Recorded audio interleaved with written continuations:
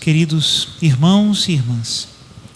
A primeira leitura de hoje do livro do Eclesiástico nos fala de algo que eu penso que é muito próximo às nossas vidas, né? O livro do Eclesiástico faz o elogio dos homens famosos, ou seja, das pessoas famosas, né? Quando nós lemos essa primeira frase, poderíamos pensar assim: talvez sejam famosos porque tenham construído cidades, escrito livros, feito grandes obras, fundado, né, coisas grandes, né? Por isso são homens famosos, né? E ele continua: nossos antepassados através das gerações. Mas não é dessa fama que o livro do Eclesiástico está falando. O texto diz: outros não deixaram lembrança alguma, desaparecendo como se não tivessem existido. Mas estes, ao contrário, são homens de misericórdia. Seus gestos de bondade não serão esquecidos. Eles permanecem com os seus descendentes. Seus próprios netos são a sua melhor herança. Não cidades, não grandes obras, mas o que deixaram da herança da misericórdia e da bondade. E eu digo que isso é muito próximo de nós, porque quem de nós não se lembra de um dos nossos antepassados que foi para nós exemplo de oração, exemplo de perdão, exemplo de misericórdia? É claro que nem tudo é tão exemplar assim, também, né? Temos os nossos problemas e a gente conhece também as dificuldades dos nossos antepassados. Mas que alegria, e quantas vezes eu escuto, muitas vezes, quando eu atendo as pessoas que me dizem: aprendi a rezar com a minha avó. Meu avô era um homem bom, trabalhador, honesto, pontual. Fulano, meu tio, meu avô, meu pai, minha mãe, não deixavam que um pobre batesse na nossa casa sem sair ele abastecido. Este é o exemplo que permanece. E permanece nos nossos corações. Qual é o problema? O problema é quando nós não imitamos os bons exemplos. Isso é um problema. Porque, meus irmãos, não erremos. Cada geração começa de novo. É um restart constante que nós estamos vivendo. A geração dos nossos avós viveu as suas lutas e foi fiel em muitas coisas boas. E a nossa geração tem a mesma responsabilidade de viver as suas lutas e ser fiel às coisas boas. Basta uma geração que não viva o Evangelho e a próxima geração será um desastre. Nós vivemos hoje uma responsabilidade de pregar Cristo, de falar de Cristo e de viver como Cristo. E ensinar isso aos nossos filhos, aos nossos netos. E essa é uma obra que ninguém pode apagar.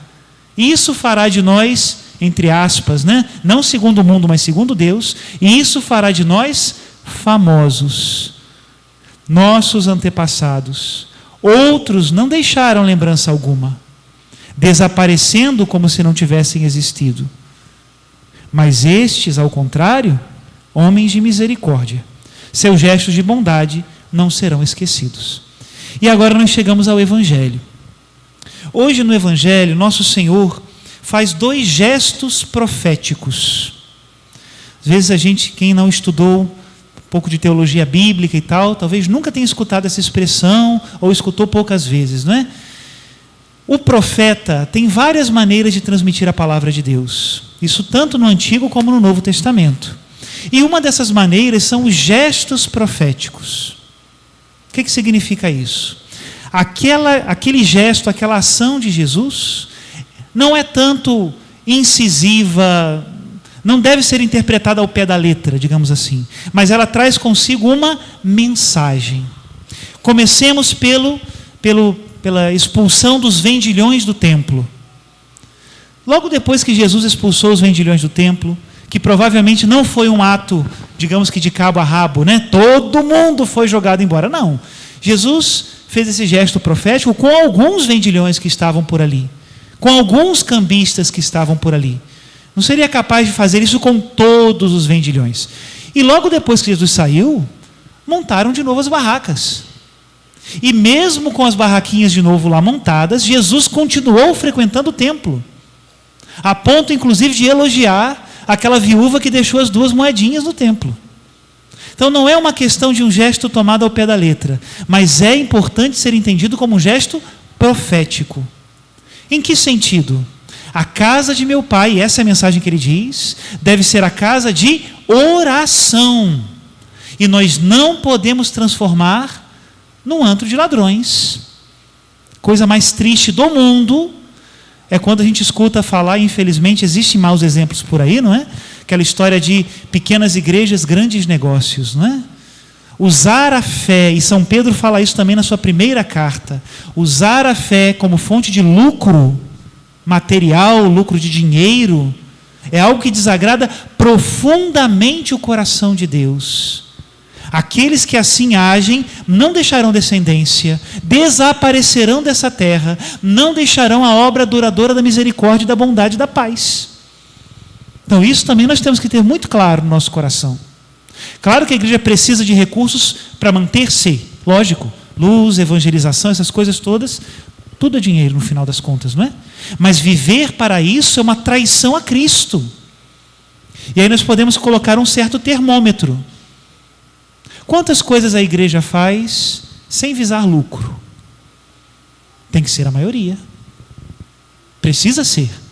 Lógico que de vez em quando a gente faz uma festa, uma campanha e etc e tal, tudo bem, tem que se manter, como eu dizia, né? Construímos aqui, estamos terminando as salas de catequese, agora parece uma goteira, mas vamos lá. Agora, não podemos viver para isso. São Pedro também diz na sua primeira carta, o nosso verdadeiro lucro é espiritual, são as almas que nós levamos para Deus. Primeiro gesto concreto. E o segundo gesto concreto de Jesus, que Jesus não faz as coisas à toa, tem tudo a ver com este. Qual é o segundo gesto profético de Jesus? É a figueira seca. Jesus vai até uma figueira, tem gente que fala, que judiaria Jesus, o Senhor procurar figos quando não é tempo de figos. Mas é que às vezes a gente não entende um pouco também da botânica da Terra Santa, não é? A figueira produz frutos 2 vezes ao ano. Produz os temporões, que são poucos frutos, mas eles são mais escuros e maiores, e mais doces. São os frutos temporões, que são os dessa época aqui que Jesus foi procurar. E tem o fruto da época de figos, que é quando produz muitos figos, geralmente um pouco menores e mais verdes, também bons, maior quantidade. Jesus foi procurar os temporões. E o que ele encontrou? Folhas. Isso é uma palavra profética para a nossa alma. Quando Jesus te visita, ele encontra o quê? Frutos de boas obras ou folhas de aparência? Somos nós muito bons em aparentar sermos cristãos? Ou somos nós bons em tentar, em lutar, em preocupar-nos por produzir frutos de boas obras? E nesse contexto Jesus nos dá outro ensinamento, quando ele fala da montanha, né? Eu não sei se alguns cristãos já fizeram a experiência de dar uma volta em volta da montanha e mandar ela sair. Não sai não, gente. Pode rezar que ela não vai para o mar. Jesus está dizendo outra coisa. Às vezes nós olhamos para a nossa alma e nós dizemos: Senhor, eu não produzo frutos. Senhor, parece que as minhas ações não dão em nada. Senhor, parece que por mais que eu lute, as coisas parecem que não se movem. Nesse contexto da figueira, né, seca, que ele está falando sobre isso. E aí Jesus diz que se nós pedirmos, se nós rezarmos, se nós confiarmos em Deus e não vacilarmos, poderemos dizer a essa montanha que parece que não sai do lugar: arranca-te e planta-te no mar, e ela vai fazer isso.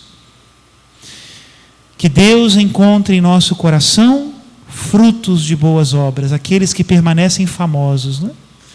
E não somente as folhas das aparências, porque as folhas caem e não deixam rastro, os frutos permanecem. Louvado seja nosso Senhor Jesus Cristo. Para sempre seja louvado.